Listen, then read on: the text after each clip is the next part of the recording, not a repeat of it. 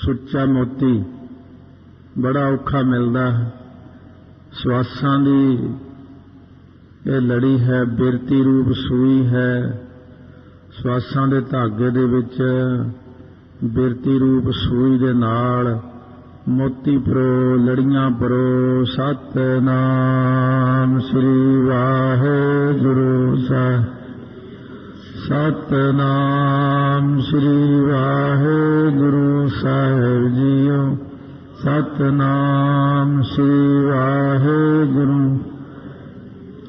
सतनाम श्री वाहेगुरु साहिब जीओ। सतनाम श्री वाहे। ये मोती हो गए, लड़ियां परोंदा चल वाहेगुरु वाहेगुरु वाहेगुरु वाहेगुरु। जिन तेरी मन बनत बनाई। ये मनुख जिस वाहेगुरु ने तेरी बनत बनाई है, किन्ना सोहना तेरा चेहरा मोहरा बनाया है, सारा इन्ना सुंदर शरीर है। फिर हर काम विच बनतर बनाउंदा है, हर कारज विच आप खड़ जांदा है आके। उठत बैठत सद तिस है ते आई। उठदियां होइयां जदों सुत्ता उठदा है तां उदों वाहिगुरु आख्या कर, बैठण वेले वाहिगुरु आख्या कर। आदत बना, उठदियां बैठदियां हाय ना आख्या कर, वाहिगुरु वाहिगुरु। उठत बैठत सोवत नाम। कहो नानक जन कै सद काम। सदा ही ਉਹਦਾ ਜਾਪ ਕਰਿਆ ਕਰ। ਇਹ ਹੁਕਮ ਹੋ ਰਿਹਾ ਪੰਗਤੀਆਂ ਵਿੱਚ ਆਪਾਂ ਨੂੰ ਹਦਾਇਤ ਕਰ ਰਹੇ ਨੇ ਪੰਜਵੇਂ ਪਾਤਸ਼ਾਹ। ਭਈ ਤੁਸੀਂ ਸਾਰੇ ਜਣੇ ਇਸ ਤਰ੍ਹਾਂ ਭਾਈ ਨਾਮ ਜਪਿਆ ਕਰੋ। ਉੱਠਦਿਆਂ ਬਹਿੰਦਿਆਂ ਹੌਲੀ ਹੌਲੀ ਬਿਰਤੀ ਨੂੰ ਪਕਾਉਣਾ ਸ਼ੁਰੂ ਕਰੋ। ਹੌਲੀ ਹੌਲੀ ਬਿਰਤੀ ਆਪਣੇ ਆਪ ਟਿਕਣ ਲੱਗ ਜਾਵੇਗੀ। ਕੋਸ਼ਿਸ਼ ਕਰੋ। ਤਿਸ ਹੈ ਧਿਆਏ ਜੋ ਏਕ। ਅਲਖ ਹੈ, ਅਲਖ ਜੋ ਲਖਣ ਤੋਂ ਰਹਿਤ ਹੈ, ਜੋ ਇੱਕੋ ਇੱਕ ਹੈ, ਉਸੇ ਨੂੰ ਧਿਆ ਮਨ ਦੇ ਅੰਦਰ। ਈਹਾਂ ਊਹਾਂ ਨਾਨਕ ਤੇਰੀ ਰੱਖੈ। ਉਹ ਇੱਥੇ ਇਸ ਲੋਕ ਵਿੱਚ ਵੀ ਊਹਾਂ ਪਰਲੋਕ ਦੇ ਵਿੱਚ ਵੀ ਤੇਰੀ ਪੈਜ ਇੱਜ਼ਤ ਰੱਖੇਗਾ। ਹੁਣ ਵੀ ਉਹੀ ਰੱਖਦਾ ਹੈ, ਅੱਗੇ ਨੂੰ ਵੀ ਉਸੇ ਨੇ ਰੱਖਣੀ ਹੈ। ਕਿਉਂਕਿ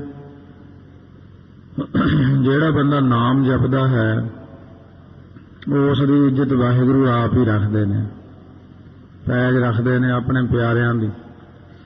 ਬਹੁਤ ਥਾਈਂ ਪੈਜ ਰੱਖੀ ਹੈ ਪਿਆਰਿਆਂ ਦੀ। ਜੇ ਪ੍ਰਸਾਦ ਕਰ ਹੈ ਪੁੰਨ ਬਹੁਦਾਨ। ਜਿਹਦੀ ਕਿਰਪਾ ਦੇ ਦੁਆਰਾ, ਕਿਰਪਾ ਸਦਕਾ, ਕਿਰਪਾ ਰਾਹੀਂ ਬਹੁਤ ਸਾਰਾ ਪੁੰਨ ਦੇ ਚੰਗੇ ਚੰਗੇ ਕੰਮ, ਧਾਰਮਿਕ ਕਾਰਜ ਸੋਹਣੇ ਅਤੇ ਬਹੁਤ ਸਾਰਾ ਦਾਨ ਕਰਦਾ ਹੈ। ਧਨ ਦਾਨ ਹੈ, ਹੋਰ ਬਹੁਤ ਸਾਰੇ ਦਾਨ ਨੇ। ਗਰੀਬ ਨੇ ਕਿੱਥੋਂ ਦਾਨ ਕਰ ਲੈਣਾ। ਦਾਨ ਪੁੰਨ ਵੀ ਵਾਹਿਗੁਰੂ ਆਪ ਹੀ ਕਰਵਾਉਂਦੇ ਨੇ। ਜਿਸ ਦੀ ਕਿਰਪਾ ਨਾਲ ਤੇਰੀ ਜੇਬ 'ਚ ਕੁਛ ਹੈ ਤਾਂਹੀਓ ਦਾਨ ਕਰਦਾ ਹੈ। ਵਾਹਿਗੁਰੂ ਕਿਰਪਾ ਕਰਕੇ ਆਪ ਪ੍ਰੇਰਨਾ ਦਿੰਦੇ ਨੇ, ਦਾਨ ਦੀ ਪ੍ਰੇਰਨਾ। ਨਹੀਂ ਤਾਂ ਮਹਾਰਾਜ ਕਹਿੰਦੇ ਸੋਮੈ ਧਨ ਰਾਖਣ ਕਉ ਦੀਆ, ਮੁਗਧ ਕਹੈ ਧਨ ਮੇਰਾ। ਪਰਮਾਤਮਾ ਨੇ ਸੂਮ ਬੰਦੇ ਨੂੰ ਧਨ ਦੇ ਦਿੱਤਾ, ਪਰ ਉਹ ਕਹਿੰਦਾ ਇਹ ਮੇਰਾ ਹੈ। ਪਰ ਵਾਹਿਗੁਰੂ ਆਪ ਕਿਸੇ ਤੋਂ ਦਾਨ ਕਰਵਾ ਲੈਣ। ਕਲਯੁਗ 'ਚ ਤਿੰਨ ਚੀਜ਼ਾਂ ਬਹੁਤ ਔਖੀਆਂ ਨੇ, ਇਹ ਨਾਮ, ਦਾਨ, ਇਸ਼ਨਾਨ। ਇਸ਼ਨਾਨ ਕਰਨਾ ਵੀ ਬਹੁਤ ਔਖਾ ਲੱਗਦਾ ਹੈ, ਨਾਮ ਜਪਣਾ ਵੀ ਔਖਾ ਹੈ, ਦਾਨ ਕਰਨਾ ਵੀ ਔਖਾ ਹੈ। ਪਰ ਜੇ ਵਾਹਿਗੁਰੂ ਦੀ ਨਜ਼ਰ ਹੋ ਜਾਏ ਤਾਂ ਦਾਨ ਕਰਨਾ ਬਹੁਤ ਸੌਖਾ ਹੈ, ਨਾਮ ਜਪਣਾ ਵੀ ਸੌਖਾ ਹੈ, ਇਸ਼ਨਾਨ ਕਰਨਾ ਵੀ ਸੌਖਾ ਹੈ। ਮਨ ਆਠ ਪਹਿਰ ਕਰ ਤਿਸ ਕਾ ਧਿਆਨ।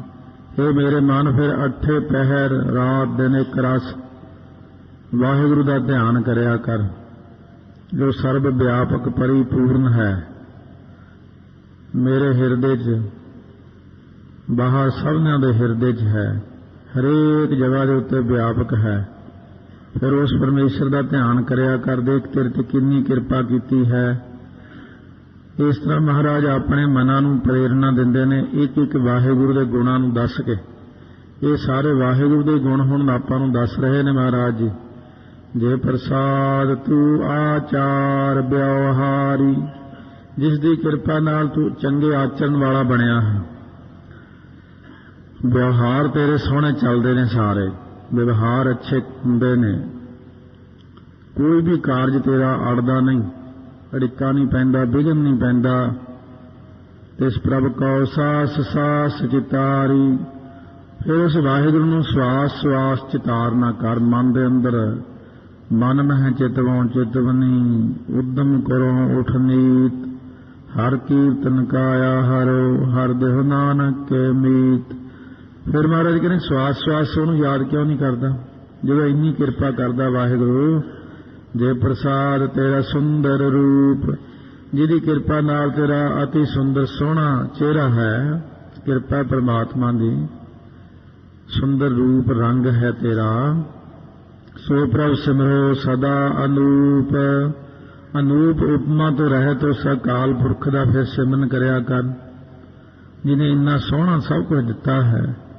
ਜੇ ਪ੍ਰਸਾਦ ਤੇਰੀ ਨੀਕੀ ਜਾਤ, ਜਿਸ ਵਾਹਿਗੁਰੂ ਦੀ ਕਿਰਪਾ ਸਦਕਾ 84 ਲੱਖ ਜੂਨ ਵਿੱਚੋਂ ਮਨੁੱਖਾ ਸ਼੍ਰੇਣੀ ਤੈਨੂੰ ਮਿਲੀ, ਅੱਛੀ ਜਾਤ ਮਿਲੀ। ਭਾਵ ਇਹ ਇੱਥੇ ਉਹ ਜਾਤ ਨਹੀਂ ਜਿਹੜੀਆਂ ਸੰਸਾਰ ਦੀਆਂ ਜਾਤਾਂ ਪਾਤਾਂ ਨੇ, ਇਹ ਤਾਂ ਇਸ਼ਾਰਾ ਕਰਦੇ ਨੇ ਕਿ ਮਨੁੱਖਾ ਜਨਮ ਜਿਹੜਾ ਮਿਲਿਆ ਹੈ, ਮਨੁੱਖਾ ਸ਼੍ਰੇਣੀ ਮਿਲੀ ਤੈਨੂੰ ਅੱਛੀ। ਮਨੁੱਖ ਵਿੱਚ ਫਿਰ ਸ੍ਰੇਸ਼ਟ ਮਨੁੱਖ ਆਓ ਕਿ ਤੈਨੂੰ ਗੁਰਸਿੱਖਾਂ ਦੇ ਘਰ ਜਨਮ ਮਿਲਿਆ, ਗੁਰੂ ਦਾ ਸਿੱਖ ਬਣਿਆ ਹੈ। ਇਹਦੇ ਨਾਲੋਂ ਵੱਡੇ ਭਾਗ ਕਿਹਦੇ ਹੋ ਸਕਦੇ ਨੇ। ਸੋ ਪ੍ਰਭ ਸਿਮਰ ਸਦਾ ਦਿਨ ਰਾਤ, ਫਿਰ ਰਾਤ ਦਿਨ ਉਸ ਪਰਮੇਸ਼ਰ ਦਾ ਸਿਮਰਨ ਕਰਿਆ ਕਰ। ਤੈਨੂੰ ਮਨੁੱਖ ਜਨਮ ਦਿੱਤਾ ਵਾਹਿਗੁਰੂ ਨੇ, ਇੰਨਾ ਕੁਛ ਦਿੱਤਾ ਹੈ, ਫਿਰ ਵੀ ਸਿਮਰਨ ਨਹੀਂ ਕਰਦਾ। ਜੇ ਪ੍ਰਸਾਦ ਤੇਰੀ ਪਤ ਰਹੈ, ਜਿਹਦੀ ਕਿਰਪਾ ਨਾਲ ਤੇਰੀ ਹਰੇਕ ਜਗ੍ਹਾ ਦੇ ਉੱਤੇ ਇੱਜ਼ਤ ਰਹਿੰਦੀ ਹੈ, ਮਾਣ ਆਦਰ ਸਤਿਕਾਰ ਦਿੰਦੇ ਨੇ ਲੋਕ। ਗੁਰ ਪ੍ਰਸਾਦ ਨਾਨਕ ਜਸ ਕਹੈ, ਮਹਾਰਾਜ ਕਹਿੰਦੇ ਫਿਰ ਉਸ ਵਾਹਿਗੁਰੂ ਦੀ ਕਿਰਪਾ ਦਾ ਸਦਕਾ ਫਿਰ ਤੂੰ ਗੁਰੂ ਦੀ ਕਿਰਪਾ ਨਾਲ ਉਹਦਾ ਜਸ ਹਮੇਸ਼ਾ ਕਰਿਆ ਕਰ। ਜਦੋਂ ਇੰਨੀਆਂ ਬਖਸ਼ਿਸ਼ਾਂ ਹੋ ਗਈਆਂ ਨੇ, ਇਹ ਸਭ ਗੁਰੂ ਦੀ ਕਿਰਪਾ ਨਾਲ ਹੀ ਜਸ ਕਰਦੇ ਹਾਂ ਪਰਮੇਸ਼ਰ ਦਾ, ਤੂੰ ਵੀ ਕਰਿਆ ਕਰ ਜਸ। ਕਿਉਂਕਿ ਮੂੰਹ ਵਿੱਚੋਂ ਵਾਹਿਗੁਰੂ ਕਹਿਣਾ, ਬਾਣੀ ਪੜ੍ਹਨੀ ਕਿਰਪਾ ਬਿਨਾਂ ਨਹੀਂ ਹੁੰਦਾ ਹੈ। ਜੇ ਪ੍ਰਸਾਦ ਸੁਣਹਿ ਕਰਨ ਨਾਦ, ਜਿਹਦੀ ਕਿਰਪਾ ਦਾ ਸਦਕਾ ਕੰਨਾਂ ਦੇ ਵਿੱਚ ਆਵਾਜ਼ ਸੁਣਦਾ ਹੈ, ਕਥਾ ਸੁਣਦਾ ਹੈ, ਕੀਰਤਨ ਸੁਣਦਾ ਹੈ। ਜੇ ਬੋਲਾ ਹੋ ਜਾਂਦਾ ਤਾਂ ਤੈਨੂੰ ਕੁਛ ਨਾ ਸੁਣਦਾ। ਕਿੰਨਾ ਰੱਬ ਦਾ ਧੰਨਵਾਦ ਕਰਨਾ ਚਾਹੀਦਾ ਹੈ ਕਿ ਕੰਨ ਮੇਰੇ ਸਹੀ ਸਲਾਮਤ ਸੁਣਦੇ ਨੇ। ਜੇ ਪ੍ਰਸਾਦ ਪੇਖ ਹੈ ਬਿਸਮਾਦ, ਜਿਹਦੀ ਕਿਰਪਾ ਦਾ ਸਦਕਾ ਅੱਖਾਂ ਸੋਹਣੀਆਂ ਮਿਲੀਆਂ, ਦੂਰ ਤੱਕ ਦੇਖ ਲੈਂਦਾ। ਫਿਰ ਇਹਨਾਂ ਅੱਖਾਂ ਦੇ ਨਾਲ ਬਿਸਮਾਦ, ਬਿਸਮਾਦ ਨਾਦ, ਬਿਸਮਾਦ ਵੇਦ, ਬਿਸਮਾਦ ਜੀ, ਬਿਸਮਾਦ ਭੇਦ, ਬਿਸਮਾਦ ਰੂਪ, ਬਿਸਮਾਦ ਰੰਗ, ਬਿਸਮਾਦ ਨਾਂਗੇ ਫਿਰੈ ਜੰਤ, ਬਿਸਮਾਦ ਪਾਉਣ, ਬਿਸਮਾਦ ਪਾਣੀ, ਬਿਸਮਾਦ ਅਗਨੀ ਖੇਡਾ ਵਿਡਾਣੀ। ਸਾਰੀਆਂ ਚੀਜ਼ਾਂ ਬਿਸਮਾਦ ਹੀ ਹਨ। ਤਾਂ ਕਦੇ ਆਪਾਂ ਬਹਿ ਕੇ ਵਿਚਾਰਿਆ ਨਹੀਂ, ਹੈ ਤਾਂ ਸਾਰਾ ਕੁਝ ਬਿਸਮਾਦ ਹੀ ਹੈ। ਅਸਮਾਨ ਦੇ ਤਾਰੇ ਬਿਸਮਾਦ ਨੇ, ਚੰਦਰਮਾ ਸੂਰਜ ਬਿਸਮਾਦ ਹੈ। ਕਿਸ ਤਰ੍ਹਾਂ ਅਸਮਾਨ ਦੇ ਵਿੱਚ ਖੜੇ ਨੇ, ਧਰਤੀ ਕਿਵੇਂ ਗੇੜੇ ਲਾਉਂਦੀ ਸੂਰਜ ਦੇ, ਕਿਸ ਤਰ੍ਹਾਂ ਬਨਸਪਤੀ ਹੋ ਜਾਂਦੀ। ਕਿਸੇ ਚੀਜ਼ ਬਾਰੇ ਵੀ ਜੇ ਵਿਚਾਰ ਕੇ ਦੇਖੀਏ ਤਾਂ ਬਿਸਮਾਦ ਹੈ ਉਹ। ਕੁਦਰਤ ਤੇਰੀ ਬਿਸਮਾ, ਤੇਰੀ ਕੁਦਰਤ ਹੈ ਬਿਸਮਾਦ। ਇਹਨਾਂ ਅੱਖਾਂ ਦੇ ਨਾਲ ਕਿੰਨਾ ਰੰਗ ਵਗੈਰਾ ਕਿਸ ਤਰ੍ਹਾਂ ਦੇਖ ਲੈਂਦੇ ਆਪਾਂ। ਇਹ ਵੀ ਮਨੁੱਖ ਨੂੰ ਮਿਲਿਆ ਹੈ। ਸਾਰਿਆਂ ਦੀਆਂ ਅੱਖਾਂ ਇੰਨੀਆਂ ਜ਼ਬਰਦਸਤ ਨਹੀਂ ਬਣਾਈਆਂ ਜਿੰਨੀਆਂ ਮਨੁੱਖ ਦੀਆਂ ਬਣਾਈਆਂ। ਇਹ ਆਪਣੇ ਤੇ ਕਿਰਪਾ ਕਿ ਆਪਣੀਆਂ ਅੱਖਾਂ ਰੰਗਾਂ ਨੂੰ ਪਹਿਚਾਣਦੀਆਂ ਨੇ। ਬਹੁਤ ਸਾਰੇ ਜਾਨਵਰ ਨੇ, ਉਹਨਾਂ ਨੂੰ ਸਿਰਫ ਕਾਲਾ ਹੀ ਦਿਖਦਾ, ਕੋਈ ਵੀ ਰੰਗ ਹੋਵੇ। ਕੁੱਕਰ ਆਦਿਕ ਨੂੰ ਕਾਲਾ ਦਿਖਦਾ, ਬਲੈਕ ਐਂਡ ਵਾਈਟ ਹੀ ਆ ਉਹਨਾਂ ਦੇ ਟੈਲੀਵਿਜ਼ਨ ਅੰਦਰਲੇ। ਤੈਨੂੰ ਕਲਰ ਟੀਵੀ ਦਿੱਤਾ, ਅੱਖਾਂ ਦੇ ਅੰਦਰ ਹੀ ਦਿੱਤਾ। ਵਾਹਿਗੁਰੂ ਨੇ ਕਿਰਪਾ ਕੀਤੀ, ਤੈਨੂੰ ਹਰਾ, ਪੀਲਾ, ਲਾਲ ਰੰਗ ਦਿਖਦੇ ਨੇ। ਜਦੋਂ ਇੰਨੀ ਕਿਰਪਾ ਕੀਤੀ ਅਕਾਲ ਪੁਰਖ ਨੇ, ਸੋਹਣੀਆਂ ਅੱਖਾਂ ਲਾਈਆਂ ਨੇ, ਤਾਂ ਤੈਨੂੰ ਤਾਂ ਬਲਿਹਾਰ ਜਾਣਾ ਚਾਹੀਦਾ ਵਾਹਿਗੁਰੂ ਤੋਂ। ਵਾਹਿਗੁਰੂ ਨੇ ਕੰਨ ਦਿੱਤੇ ਨੇ, ਅੱਖਾਂ ਦਿੱਤੀਆਂ ਨੇ ਮੈਨੂੰ ਕਿੰਨੀਆਂ ਸੋਹਣੀਆਂ, ਫਿਰ ਤੂੰ ਇਉਂ ਕਿਉਂ ਕਹਿਣਾ ਕਿ ਮੈਨੂੰ ਵਾਹਿਗੁਰੂ ਨੇ ਕੁਛ ਨਹੀਂ ਦਿੱਤਾ। ਜੇ ਪ੍ਰਸਾਦ ਬੋਲ ਹੈ ਅੰਮ੍ਰਿਤ ਰਸਨਾ, ਜਿਹਦੀ ਕਿਰਪਾ ਨਾਲ ਆਪਣੀ ਰਸਨਾ ਦੁਆਰਾ ਤੂੰ ਬੋਲਦਾ ਹੈ। ਸਤਿਨਾਮ ਸ੍ਰੀ ਵਾਹਿਗੁਰੂ ਸਾਹਿਬ ਜੀ, ਸਤਿਨਾਮ ਸ੍ਰੀ ਵਾਹਿਗੁਰੂ ਸਾਹਿਬ ਜੀ, ਸਤਿਨਾਮ ਸ੍ਰੀ ਵਾਹਿਗੁਰੂ ਸਾਹਿਬ ਜੀ, ਸਤਿਨਾਮ ਸ੍ਰੀ ਵਾਹਿਗੁਰੂ ਸਾਹਿਬ ਜੀ, ਸਤਿਨਾਮ ਵਾਹਿਗੁਰੂ ਵਾਹਿਗੁਰੂ ਵਾਹਿਗੁਰੂ। ਜੇ ਗੂੰਗਾ ਹੋਵੇ ਬੰਦਾ, ਜ਼ੁਬਾਨ ਨਾ ਚੱਲਦੀ ਹੋਵੇ, ਵਾਹਿਗੁਰੂ ਨਹੀਂ ਕਹਿ ਸਕਦਾ। ਕਦਰ ਤਾਂ ਚੀਜ਼ ਦੀ ਉਦੋਂ ਹੁੰਦੀ ਜਦੋਂ ਇਹ ਬੰਦੇ ਕੋਲੋਂ ਚੀਜ਼ ਚਲੀ ਜਾਂਦੀ ਹੈ। ਚੀਜ਼ ਦੇ ਹੁੰਦਿਆਂ ਕਦਰ ਨਹੀਂ ਕਰਦਾ ਤੂੰ।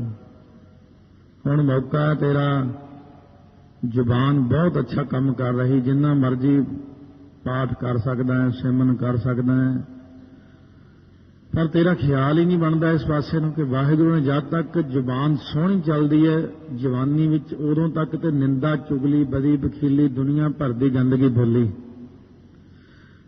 ਜਦੋਂ ਜ਼ੁਬਾਨ ਲੜਖੜਾਉਣ ਲੱਗ ਜਾਂਦੀ ਹੈ, ਫੇਰ ਤੂੰ ਚਾਹੁੰਦਾ ਕਿ ਹੁਣ ਮੈਂ ਸਿਮਰਨ ਕਰਾਂ, ਪਾਠ ਕਰਾਂ। ਮਹਾਰਾਜ ਕਹਿੰਦੇ ਭਾਈ ਤੈਨੂੰ ਜ਼ੁਬਾਨ ਨਾਮ ਜਪਣ ਲਈ ਦਿੱਤੀ, ਕੰਨ ਬਾਣੀ ਸੁਣਨ ਲਈ ਦਿੱਤੇ ਨੇ, ਅੱਖਾਂ ਦਰਸ਼ਨਾਂ ਨੂੰ ਦਿੱਤੀਆਂ ਨੇ। ਇਹਨਾਂ ਸਾਰੇ ਅੰਗਾਂ ਦਾ ਪੂਰਨ ਸਤਿਕਾਰ ਕਰ, ਇਹਨਾਂ ਅੰਗਾਂ ਦੀ ਸੰਭਾਲ ਕਰ। ਜਿੰਨਾ ਚਿਰ ਇਹ ਅੰਗ ਪ੍ਰਤੰਗ ਕਾਇਮ ਨੇ, ਉਹਨਾਂ ਚਿਰ ਸੇਵਾ ਹੈ, ਭਗਤੀ ਹੈ, ਭਾਵਨਾ ਹੈ। ਬਾਅਦ ਵਿੱਚ ਪਛਤਾਵਾ ਹੀ ਰਹਿ ਜਾਣਾ ਮਨ ਦੇ ਅੰਦਰ। ਜੇ ਪ੍ਰਸਾਦ ਸੁਖ ਸਹਿਜੇ ਬਸਨਾ, ਜਿਹਦੀ ਕਿਰਪਾ ਦਾ ਸਦਕਾ ਸੁਖ ਦੇ ਨਾਲ ਬਸਦਾ ਹੈ, ਸਹਿਜੇ ਹੀ ਸੁਖ ਦੇ ਵਿੱਚ ਬਸਦਾ ਹੈ, ਅਡੋਲ ਹੀ ਸੁਖੀ ਬੈਠਾ ਰਹਿਣਾ ਹੈ। ਜੇ ਪ੍ਰਸਾਦ ਹਸਤ ਕਰ ਚੱਲ ਹੈ, ਜਿਹਦੀ ਕਿਰਪਾ ਦਾ ਸਦਕਾ ਹਸਤ, ਹੱਥ ਅਤੇ ਕਰ, ਇਹ ਜਿਹੜੇ ਹੱਥਾਂ ਦੇ ਨਾਲ ਚੱਲਦਾ ਹੈ, ਹੱਥ ਪੈਰ ਚੱਲਦੇ ਨੇ ਤੇਰੇ ਸੋਹਣੇ। ਹਸਤ ਹੱਥਾਂ ਨੂੰ ਕਹਿੰਦੇ, ਕਰ ਵੀ ਹੱਥਾਂ ਨੂੰ ਹੀ ਕਿਹਾ ਹੈ। ਜਿਹਦੀ ਕਿਰਪਾ ਨਾਲ ਤੇਰੇ ਦੋਵੇਂ ਹੱਥ ਚੱਲਦੇ ਨੇ, ਫਿਰ ਪੈਰ ਵਿੱਚ ਹੀ ਆ ਜਾਣੇ ਆ। ਸੋ ਇਸ ਕਰਕੇ ਤੇਰੇ ਹੱਥ ਪੈਰ ਸੋਹਣੇ ਚੱਲਦੇ ਨੇ। ਜਾਂ ਪੁਰਾਤਨ ਗ੍ਰੰਥਾਂ 'ਚ ਲਿਖਿਆ ਹਸਤ ਕਰ ਚੱਲ ਹੈ, ਹੱਸਦਾ ਹੋਇਆ ਤੁਰਿਆ ਜਾਂਦਾ ਹੈ, ਹੱਸ ਹੱਸ ਕੇ ਦਿਖਾਉਂਦਾ ਹੈ, ਬਾਂਹ ਲੜਾਉਂਦਾ ਹੈ। ਫਿਰ ਉਸ ਵਾਹਿਗੁਰੂ ਨੂੰ ਕਿਉਂ ਨਹੀਂ ਯਾਦ ਕਰਦਾ ਜਿਹਦੀ ਕਿਰਪਾ ਨਾਲ ਹੱਥ ਪੈਰ ਸੋਹਣੇ ਚੱਲਦੇ ਨੇ। ਜਦੋਂ ਤੱਕ ਹੱਥ ਪੈਰ ਚੱਲਦੇ ਨੇ ਉਦੋਂ ਤੱਕ ਸੇਵਾ ਕਰ ਲੈ। ਬਿਨ ਸੇਵਾ ਤ੍ਰਿਗ ਹੱਥ ਪੈਰ ਹੋਰ ਮਹਿਫਲ ਕਰਨੀ। ਧੰਨ ਧੰਨ ਗੁਰੂ ਅੰਗਦ ਦੇਵ ਸਾਹਿਬ ਜੀ ਮਹਾਰਾਜ। ਸਿੱਖ ਤਾਂ ਗੁਰੂ ਨਾਨਕ ਦੇਵ ਜੀ ਦਾ ਪਹਿਲਾ ਬੇਬੇ ਨਾਨਕੀ ਹੋਈ ਹੈ, ਰਾਏ ਬੁਲਾਰ ਜੀ ਹੋਏ ਨੇ, ਭਾਈ ਬਾਲਾ ਜੀ ਹੋਏ ਨੇ। ਸਿੱਖ ਸੋ ਪ੍ਰੇਮੀ ਗੁਰਸਿੱਖ, ਸ਼ਰਧਾਲੂ ਗੁਰਸਿੱਖ। ਪਰ ਜਿਹੜਾ ਸੇਵਕ ਪਦਵੀ ਹੈ ਉਹ ਗੁਰੂ ਅੰਗਦ ਦੇਵ ਜੀ ਕੋਲ ਹੈ। ਉਹ ਬਿਲਕੁਲ ਸੇਵਕ ਪਦ ਜਿਹੜੀ ਹੈ ਪਦਵੀ, ਪੰਗਤੀਆਂ ਵਿੱਚ ਐਨ ਟੁਕ ਜਾਂਦੀਆਂ ਹਨ। ਸੇਵਕ ਕੋ ਸੇਵਾ ਬਨ ਆਈ, ਹੁਕਮ ਬੂਝ ਪਰਮ ਪਦ ਪਾਈ।